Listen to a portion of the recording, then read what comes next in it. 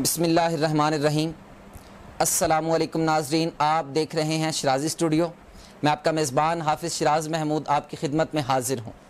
नाज़रीन, आज हम आपके लिए हमेशा की तरह एक खूबसूरत, दिलचस्प और मोटिवेशनल वीडियो लेकर हाजिर हुए हैं। वीडियो की जानिब आगे बढ़ने से कबल मैं नए आने वाले नाज़रीन के लिए रिक्वेस्ट करूँगा कि आप हमारे चैनल शराज़ी स्टूडियो को सब्सक्राइब करें, साथ लगे बेल आइकन को दबाना मत भूलिए ताकि हमारी आने वाली तमाम वीडियोज़ आपको बिला ताख़ीर मिलती रहें। नाज़रीन, हम सब ने एक जुमला सुना है, बचपन से सुनते आ रहे हैं कि मेहनत का फल मीठा होता है और अनथक मेहनत, सच्ची लगन कभी भी रायगा नहीं जाती। जी हाँ, ये बिल्कुल हकीकत है कि की गई मेहनत कभी भी ज़ाया नहीं जाती, रायगा नहीं जाती और जल्द या बदेर मेहनत का फल ज़रूर मिलता है। जी हाँ, आज हम आपको मिलवाएंगे एक ऐसी शख्सियत से जो पाकिस्तान आर्मी से इनका ताल्लुक़ है। इन्होंने अपनी ज़िंदगी के अंदर इस कदर मेहनत की, इस कदर अनथक मेहनत की कि इन्होंने पाकिस्तान आर्मी को बतौर सोल्जर ज्वाइन किया, लेकिन ये बतौर सोल्जर आर्मी से रिटायर्ड नहीं हुए। जी हाँ नाज़रीन, बतौर सोल्जर आर्मी को ज्वाइन किया और एज ए मेजर, जी हाँ एज ए मेजर आर्मी से रिटायर्ड हुए। मेरे साथ मौजूद हैं इंतहाई मोहतरम जनाब मेजर रिटायर्ड मोहम्मद अफसर मलिक साहब। अस्सलाम वालेकुम अस्सलाम। सर, सबसे पहले तो हम आपका बहुत शुक्रिया अदा करते हैं कि आपने अपनी इंतहाई मसरूफियात में से हमारे लिए, शराज़ी स्टूडियो के लिए और हमारे नाज़रीन के लिए वक्त निकाला। बहुत शुक्रिया आपका। मैं आपका मशकूर हूँ कि आपने भी ये टाइम दिया और इतने अच्छे एक टॉपिक के लिए मुझे चुना और मुझे अपने ख्यालात ज़ाहिर करने का मौका दिया। बहुत शुक्रिया, जज़ाकल्लाह।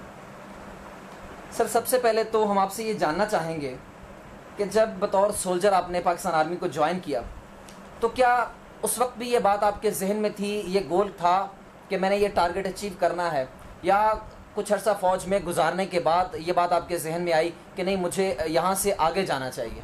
नहीं, मुझे बुनियादी तौर पर तो शुरू में तालीम के सिलसिले में मेरी सारी तवज्जो तालीम पर रही है। जो शुरू की तालीम, बेसिक एजुकेशन जो यहाँ से मैंने गाँव से शुरू की और उसके बाद आगे मज़ीद जहाँ तक मैंने मिडल तक किया, तो उसके बाद मुझे चूँकि मुझे तालीम का और मौका नहीं मिला तो मैं अपनी तालीम की तरफ मेरे ध्यान था, मुझे इस साइड पर ध्यान नहीं था। तालीमी हवाले से अगर बात की जाए तो आपने जैसा कि बताया कि आर्मी में जाने से कबल आपने अपने गाँव के अंदर मिडल तक तालीम हासिल की। पाकिस्तान आर्मी में रहकर आपने कहाँ तक तालीम हासिल की?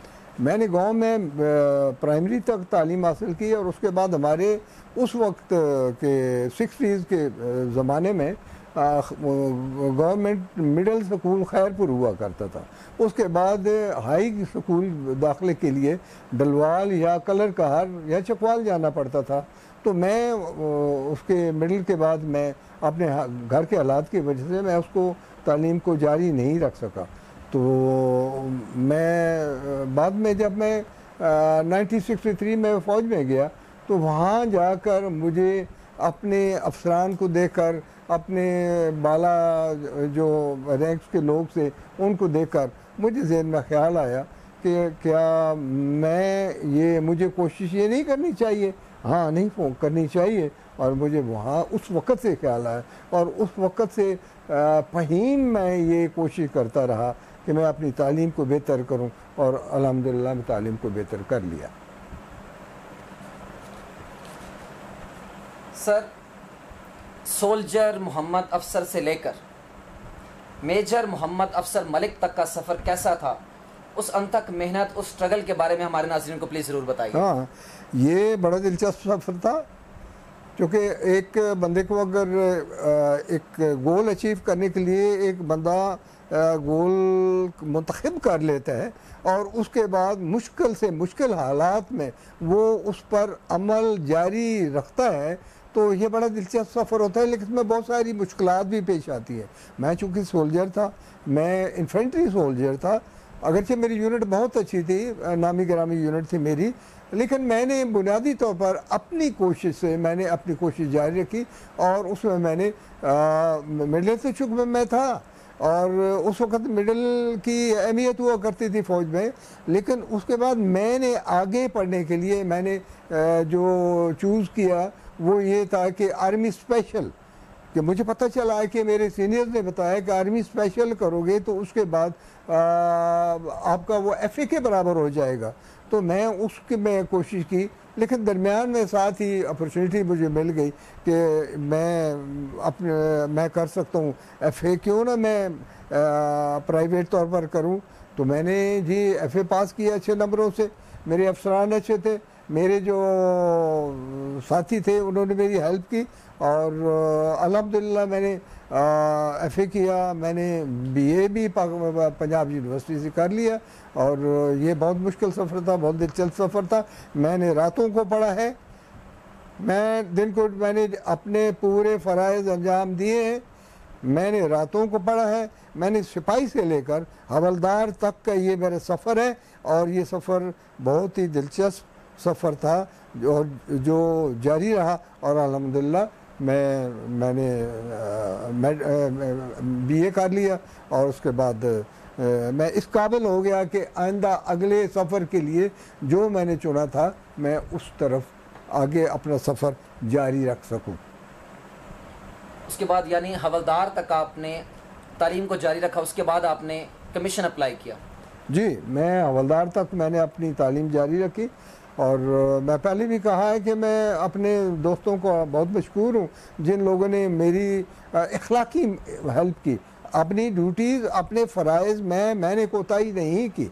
जो कुछ फ़राइज़ एक सिपाही के, एक लांसनायक के, एक नायक के, एक हवलदार के होते हैं मैंने मुकम्मल किए। और अल्हम्दुलिल्लाह जब मैं इस कोशिश में था, कोशिश कर रहा था, तो मेरे बहुत सारे अफसरान बाला, खुसूसन नौजवान अफसर जो थे, उन लोगों ने मुझे मेरी रहनुमाई की और अल्हम्दुलिल्लाह मैं उसको फर्दर आगे जाने के लिए तैयार हो गया।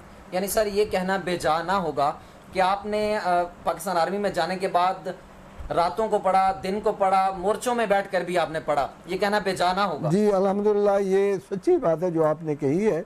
मैंने रातों को पढ़ा है, जब लोग सो जाया करते थे तो मैं उठकर पढ़ना शुरू कर देता था, खा वो यहाँ पंजाब है या कि खुसूसन कोयटा है। मैंने इस सर्दी में भी, मैंने आज़ाद कश्मीर में जिस जगह पर पोस्ट में हूँ, सब लोगों को पता था कि यहाँ एक छोटी सी एक लालटेन जहाँ जल रही है वहाँ हवलदार अफसर, नायक अफसर या सिपाही अफसर पढ़ रहा होगा। तो मैं पढ़ता था और उसके बाद यहाँ तक कि मुझे जिन लोगों ने मेरी हेल्प की है मैं उनको भूल नहीं सकता, उनमें मैं नाम उनके नहीं ले सकता। मैं जब हम कोयटा वर्ड के एरिया में थे, सख्त सर्दी थी और बर्फ़ानी किस्म की हवाएं चलती थी।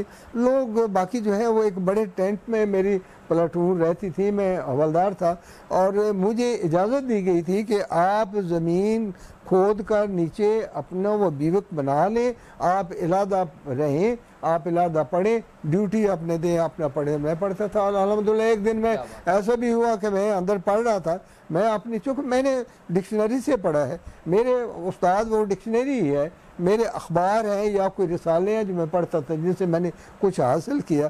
तो ऐसा हुआ कि उसमें मैं कोई गलत लफ्ज़ बयान कर रहा था तो मेरे यूनिट के अफसर बाहर खड़े थे और आप हैरान होंगे, वो बाहर से मुझे कहते हैं अफसर ऐसा नहीं, ऐसा पढ़ना है, ठीक है। तो मैं उनको भूल नहीं सकता और अल्हम्दुलिल्लाह उन सब लोगों की काविश इसमें शामिल है और मैं नाम नहीं ले सकता हूँ, मैं उनको भूल भी नहीं सकता। जब भी हम इकट्ठे होते हैं कहीं तो मैं उनको वाज़ेह तौर पर कहते हैं I am grateful to you, आपने मुझे सही गाइड किया और आप मेरे साथ खड़े हुए। तो अल्हम्दुलिल्लाह मैं अफसर बनकर तो मैं फ़ौज से आया। हमारे नाज़रीन को अपनी इस दौरान सर्विस का, जितनी आपने सर्विस की, बतौर सोल्जर भी की, बतौर हवालदार भी की, यानी OR रैंक में भी की और एज ए कमीशन ऑफिसर भी की, तो इस दरमियान का कोई दिलचस्प वाक़या हमारे नाज़रीन को ज़रूर सुनाइए। हाँ चले, मैं शायद मैं नाम न ले सकूं, जी जी, अगर ले लूँ तो तब कोई बात नहीं, लेकिन वो ऐसे है कि मैं किसी जगह पर डिवीज़न हेडक्वार्टर में कहीं एक कर्नल साहब थे, उनके साथ मैं काम कर रहा था। जो ऑपरेशन से मुताल्लिक काम थे उसमें मैं भी वो शामिल था, तो वो उनकी टीम में मैं शामिल था। तो काफ़ी अर्सा गुजर गया, उनकी और मेरी बाद में कहीं मुलाकात नहीं हुई। तो एक दफ़ा ऐसे है कि मेरी रिटायरमेंट से पहले मैं एविएशन बेस दमियाल पोस्ट था, तो मैं ड्यूटी ऑफिसर था वहाँ पर दमियाल बेस में।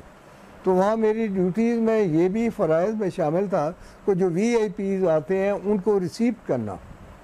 तो उनको रिसीव करने के लिए मुझे जाना होता था, सामने मैं खड़ा हुआ होता था बाकी लोगों के साथ। तो ऐसा हुआ कि हेलीकॉप्टर आया है और वहाँ पर उसमें से एक जनरल साहब उतरे हैं। तो उतर कर उन्होंने उतरते ही मुझे पहचान लिया। तो वो बजाय इसके कि बाकी ऑफिसर्स जो बाकी मुझे सीनियर्स खड़े हैं, मैं तो कैप्टन था, आई वाज एज कैप्टन, मैं वहाँ खड़ा था। तो उन सब को छोड़कर सीधा मेरे पास आए और आकर मुझे गले लगा लिया। मुझे कहते हैं अफसर मैं क्या देख रहा हूँ। अक्सर जो कुछ देख रहे हैं वो बिल्कुल हकीकत देख रहे हैं आप, और इसमें अल्हम्दुलिल्लाह आपका भी हिस्सा है। आपने जब मैंने पहली दफ़ा अप्लाई किया था तो आपको याद होगा कि मैं आज़ाद कश्मीर में था और यहाँ पीछे आप इंटरव्यू कर रहे थे लोगों का, तो मैं रह गया था और उसके बाद से आपका मेरा कहीं मुलाकात नहीं हुई। अल्हम्दुलिल्लाह मैं जो अल्लाह ने मुझ पर मेहरबानी करनी थी अल्लाह ने कर दी और अल्लाह ने मुझे मेहनत का फल दे दिया। ये मेरे लिए ऐसा वाक़या है जो मुझे उस वक्त जो मुझे फ़ील हुआ वो शायद मैं फीलिंग बयान नहीं कर सकता कि कितनी खुशी से मुझे मेरे वो जनरल वो उन्होंने मुझे गला लगाया और मुझे अच्छे अल्फाज से मुझे प्यार किया। सर मैं और मेरे नाज़रीन ये ज़रूर जानना चाहेंगे कि जब बतौर ऑफिसर आपकी पाकिस्तान मिलिट्री एकेडमी के लिए सिलेक्शन हुई, उस वक्त आपके जज्बात क्या थे, आपके दीगर जो कोलीग्स थे उनके जज्बात क्या थे, और जब यही इत्ला आपके ख़ानदान में, आपके अहले खाना में, आपकी फैमिली में पहुंची तो उनके जज्बात क्या थे, हमारे नाज़रीन ये ज़रूर जानना चाहेंगे। जी अल्हम्दुलिल्लाह, ज़ाहिर मुझे तो खुशी थी क्योंकि मेरा जो एक इरादा था अल्हम्दुलिल्लाह वो पाया तकमील तक पहुंच रहा था। मैं उसके बिल्कुल करीब पहुंच चुका था, सिर्फ जाने का टाइम रह गया था। पहले तो ये है कि जहाँ तक यूनिट का ताल्लुक़ है, मैं एक पाकिस्तान आर्मी की बहुत ही माया नाज यूनिट से ताल्लुक़ रखता हूँ और मेरी यूनिट के जो लोग थे, जवान थे, जेसीओस थे, अफसर थे, उन्होंने सब ने खुशी का इज़हार किया। और उसके बाद जहाँ तक है मेरे घर वालों का ताल्लुक़, तो देख लें ये तो बंदा आप खुद ही महसूस कर लें कि एक बंदा एक ऐसे ख़ानदान से जहाँ पर वो तालीम हासिल नहीं कर सकता था, उसने मेहनत की, कोशिश की, माँ बाप की दुआएं, बाकी लोगों की दुआएं और अपनी कोशिश शामिल करके अल्लाह के फजल से मैंने कमीशन अफसर बनने को था। तो मेरे घर वाले भी बहुत खुश थे, मेरी जान पहचान वाले भी बहुत खुश थे। अल्हम्दुलिल्लाह मेरे लिए बहुत खुशी का समा था। और मैं ये जो बाकी लोग हैं जो हमारे अपने ख़ास तौर पर ये फ़ौजी हज़रात, मैं उनके लिए ख़ास तौर पर कहता हूँ आपके पास बहुत टाइम है। जो बंदा कहता है कि मेरे पास वक्त नहीं है, आप अच्छी तालीम हासिल करके आप अच्छे सोल्जर बन सकते हैं, आप उसी तालीम के बलबूते पर आप तरक्की कर सकते हैं। आइंदा आने वाले जो वक्त हैं उन वक्तों में बहुत ही तालीम याफ्ता फ़ौजी की ज़रूरत है और जो उन्होंने अपने फ़राइज़ अंजाम देने में, उसमें बाकी सब कुछ डिटेल में नहीं जाना चाहता, उसमें उनकी तालीम बहुत उनकी हेल्प करेगी और उन सब को चाहिए कि वो मेहनत करें। सर आज की जो यंग जनरेशन है, आपने स्पेशली भी बतौर ख़ास आपने पाकिस्तान आर्मी में जो बतौर सिपाही जा रहे हैं, जो भी सोल्जर्स हैं, ऑफिसर्स हैं, जिनके लिए आपने ये जिक्र किया है, आज की जो यंग जनरेशन है, नौजवान नस्ल है, उसको आप क्या मैसेज देना चाहेंगे जी अपने ज़ाती तजुर्बे की बुनियाद पर? जी मैं उनको कहूँगा कि देखें, पहले से जो हमारा वक्त था तो वो और था, मुख्तलिफ हमारे ज़राए हमारे पास नहीं थे। अल्हम्दुलिल्लाह आज तो ज़राए भी तमाम मौजूद हैं, हर तरीके से मतलब वो उनको माहौल उनको अच्छा मिल रहा है। तो उनको चाहिए कि वो मेहनत करें वो मेहनत सबसे पहले तो अपने आप के लिए, ज़ात के लिए कुछ सामने मुकर्रर करें, कोई गोल मुकर्रर करें कि मैंने क्या करना है, मैंने कहाँ पहुँचना है, उसको पहुँचने के लिए मुझे किस चीज़ की ज़रूरत है, तालीम की ज़रूरत है। अब उस तालीम में बंदा कहे कि मेरे पास टाइम नहीं है, एनफ टाइम है। मैं अगर एक सोल्जर, एक इन्फेंट्री सोल्जर जिसने ट्रेनिंग में हिस्सा लेना है, जिसने जब एनसीओ बना है तो उसने इंस्ट्रक्टरशिप भी पूरी करनी है, लोगों के लिए अपना लेसन प्लान तैयार करके जाना है, सब कुछ करना है, तो उसके बावजूद मैं अपनी सब ये ड्यूटीज़ करने के बावजूद मेरे पास अगर रात पूरी थी, तो आपके पास क्यों नहीं है? आपके पास तो बहुत टाइम है। और अपना टाइम मुकर्रर करें और तकसीम करें, और पढ़ाई का, उसमें अपनी तालीम का एक हिस्सा उस टाइम का ज़रूर उसमें वक्फ करें कि मैंने आगे जो कुछ मेरा है एक अच्छे शहरी बनने के लिए और अच्छा इंसान बनने के लिए, और उसके बाद अच्छा सोल्जर बनने के लिए, या मुख्तलिफ किसी मौक़े में जिसमें कोई बंदा है उसमें अच्छी पोजीशन में जाने के लिए, मुल्क के लिए, तो वो कुछ टाइम तालीम के लिए ज़रूर रखे और वो आगे जा सकता है। जी, तो नाज़रीन, हमारे साथ मौजूद हैं मेजर रिटायर्ड मोहम्मद अफसर मलिक साहब।